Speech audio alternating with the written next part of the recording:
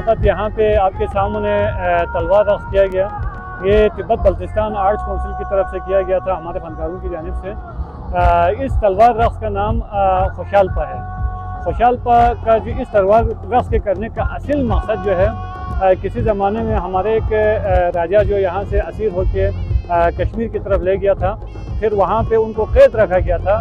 फिर कैद में ही उन्होंने प्लानिंग करके वहाँ पे उनके राजाओं को मार के फिर वहाँ से फतह होके खुशियाँ उनको मिला वहाँ पे, तो ये खुशी से, लफ्ज़ खुशी से ये तलवार रक़्स पड़ा है। और आते हुए लोगों ने तलवार रक़्स करते हुए, खुशी मनाते हुए दोबारा बल्तिस्तान की तरफ आए हैं, तो इसका नाम खुशालपा है।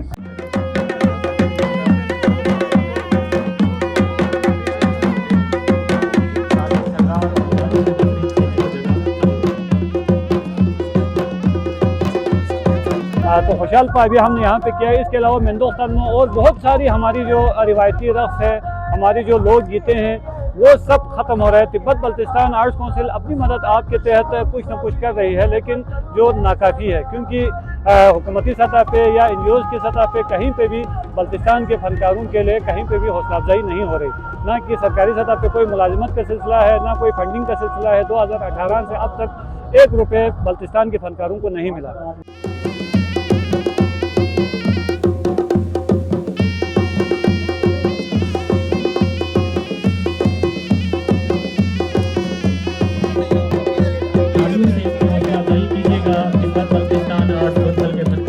अपनी मदद आप हम स्टेज ड्रामे भी करते हैं, महफाम भी करते हैं, और ये जो हमारे रक़्स है, हमारे रिवायती तलवार रक़्स है, इसके अलावा हमारी जो लोक गीतें हैं, हमारे जो देसी बजाने वाले म्यूजिशियन हैं, वो भी ख़त्म हो चुका है। एक बंदा था वो पेंशन हो गया, अभी खपुल में 2-3 हैं, कर्ज़ों में बजाने वाले भी नहीं हैं। ये लम्हा फ़िक्रिया है। हम ये गवर्नमेंट ऑफ पाकिस्तान और गिलगित बल्तिस्तान वज़ीर आला साहब और चीफ सेक्रेटरी साहब से हम गुजारिश करेंगे कि इसकी प्रॉपर आबियारी के लिए कोई सिस्टम करें कि यहाँ पे बाकायदा हमारे जो बल्ती लोक म्यूज़िक है उसको सिखाने के लिए कोई क्लासेस का इनेकाद करें, ताकि हमारी जो नौजवान नस्ल है वो हमारी जो रिवायती कल्चर है उसकी तरफ जाए, ना कि दूसरे कल्चरों की तरफ। हमारे लोगों का रुझान ज़्यादा है दूसरे कल्चरों की तरफ से, हमारी कल्चर के ऊपर यलगार ज़्यादा है।